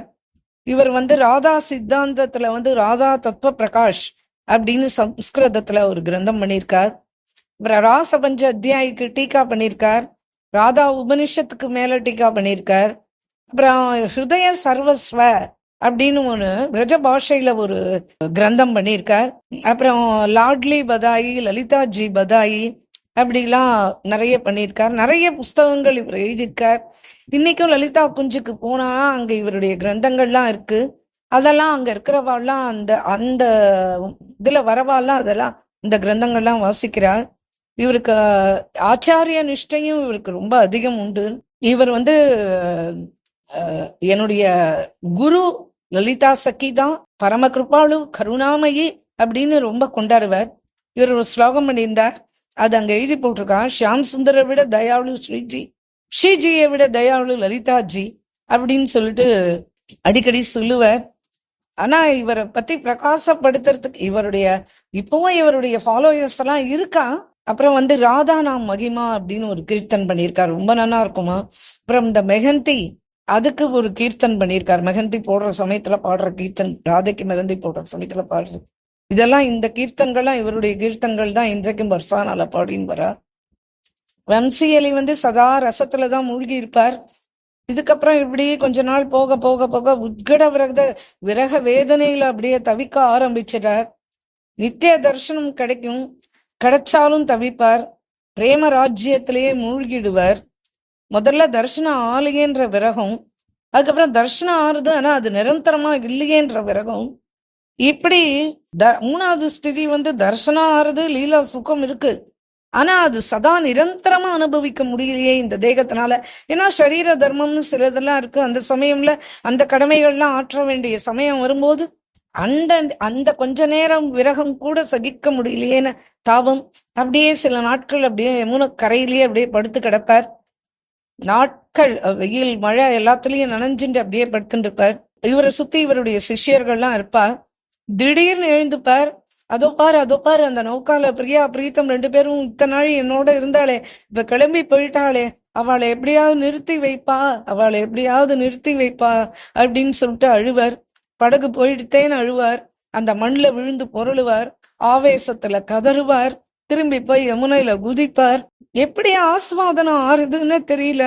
சரீரத்தை வச்சுண்டு அந்த படுற வேதனைய அவரை சமாளிக்கிறதும் அத்தியந்த கடினமா எடுத்து, கிஷோரி அலி இவருக்கு சேவை பண்ணின்னு தான் இருக்க. இருந்தாலுமே இந்த இவருடைய மகாவிரகம் தாழ முடியல. அப்புறம் குருநாதர் இப்படி இருக்காரே, இந்த இந்த விரக வேதனையில அவர் படுற கஷ்டத்தை என்னால பார்க்க முடியலையே அப்படின்னு ராதாகிருஷ்ண இவ்வளத்துக்கிட்ட இவரே பிரார்த்திச்சிருக்கிறார். கிஷோரி அலி நல்லபடியா இவர் ராதாகிருஷ்ண இவ்வளவு லீலையில கலந்துண்ணுமே, அவர் இப்படி சிரமப்படுறாரே அப்படின்னு சொல்லி இப்படி விரகம் தாழாம தவிச்சு தவிச்சு தவிச்சு தவிச்சு வம்சி அலி அதுக்கப்புறமா நிரந்தர லீலால கலந்துட்டார். குஞ்சன மாஜு விராஜத் தோ ராதிகா சுந்தர் ஷாம் கிஷோரி நந்த நந்தன நவநாகர் ரசியா ராசேஸ்வரி ரிஷபானு கிஷோரி அப்படின்னு சொல்லிட்டு இவருடைய கீர்த்தன்கள்லாம் அற்புதமா இருக்கும். இந்த லலித நிகுஞ்ச அப்படின்றது பழைய ராஸ்மண்டல், பிருந்தாவனத்துல பழைய ராஸ்மண்டலுக்கு எதிர்க்க இருக்கு. இவருடைய சமாதியும் அங்கதான் இருக்கு. ஷாஜகான்பூர் கோயில், இந்த பிருந்தாவனத்துல இந்த ராதவ் கோவிந்த் அந்த பரம டெய்ட்டியா அங்க இருக்கார். இங்க ஸ்வயம் ராதாராணி புளூட் வாசிப்பா கிருஷ்ணனோட. இது லலித சம்பிரதாயத்துல வர கோயில். இது ஸ்ரீ வம்சி அலியினாலேயே ஏற்படுத்தப்பட்ட கோயில். ஜெய்ப்பூர்ல ராம்கஞ்ச் பஜார் இருக்கு. அங்க இந்த லலித சம்பிரதாய பிரகாரம் ஸ்ரீ கிஷோரி ரமனுடைய கோயில் இருக்கு. அப்புறம் டெல்லியில இந்த லாட்லி ஜி மந்திர் இவருடைய பழைய கோவில், அதுவும் லலித சம்பிரதாயம் தான். அப்புறம் பிருந்தாவன்ல ராதா கோவிந்த் ஜி மந்திர், அதுவும் இந்த லலித சம்பிரதாயம் தான். அந்த இடத்துல இந்த ராதா கோவிந்த் ஜி மந்திர்ல 300 வருஷ இவருடைய வாணி கிரந்தங்கள்லாம் காண கிடைக்கிறது. ராஸ் பஞ்ச அத்தியாயே அங்க தினமும் பாடுவான். ஸ்ரீ வம்சி அலி லலிதா சகியிடம் பிரார்த்தனை பண்றார். அம்மா லலிதா, நீதாமா எல்லா சகிகளையும் விட ரொம்ப சுப்ரீம், ரொம்ப உயர்ந்தவள். கையால எழுதின கடிதங்கள்லாம் கிரந்தங்கள்லாம் இன்னைக்கும் இருக்கு. ராதாராணி பிரசாதத்தை ரொம்ப விரும்பி சாப்பிடுவார். அவர் இருக்கிற வரைக்கும் பர்சானையில இருந்து நித்தியம் பிரசாதம் வரும். அந்த பிரசாதத்தை மட்டும்தான் அவர் சாப்பிட்டு இருந்தார். இங்க இருந்தாலும் இந்த கிஷோரி அலிக்கு அவர் எல்லாம் சேவா பண்ணிட்டு இருந்தாலும் ராதா பர்சானால இருந்து வர பிரசாதம் சாப்பிடுவார். இன்றைய தினம் வரைக்கும் பர்சானால இருந்து நித்திய பிரசாதம் வந்துதான் இருக்கு. இன்னைக்கும் அந்த வம்சி அலிக்கு அதை நிவேதனம் பண்றார். இந்த சம்பிரதாயத்துல வரவாளுக்கு எல்லாருக்கும் இந்த லலித சம்பிரதாய லலிதா சகி தான் அவளுக்கு ஆராதனை, முக்கிய ஆராதனை தெய்வம். ஸ்ரீ ராதா லலிதா சகி இல்லாம எந்த காரியமும் செய்ய மாட்டா. இவளுக்கு ராதாகிருஷ்ணன் 2 பேருமே ஒருத்தர் தான். ஸ்ரீ ராதாராணி தான் என்ன காரியம் பண்றதாலும் சதா லலிதா தன் எதிர்க்க இருக்கணும், அவ எதிர்க்க தான் எல்லா காரியமும் செய்வார். இந்த வம்சி அலியினுடைய சரித்திரம் அது அற்புதமானது. மனதுக்கு நிறைய பாடங்களை கொடுக்கறது இந்த சரித்திரங்கள் எல்லாமே சாதகாருக்கு. ஸ்ரீ ராதாவனுடைய பரிபூர்ண அனுகிரகமும் குருநாதருடைய அனுகிரகம் நமக்கு பரிபூர்ணமா கிடைக்கணும்னு சொல்லிட்டு பகவானை பிரார்த்திச்சு இத்துடன் இதை முடிச்சுக்கிறேன். ராதே கிருஷ்ணா. जय बोलो प्रेमिकेंद्र सद्गुरुनाथ महाराज की जय, सर्व संतनों की जय. राधे कृष्ण.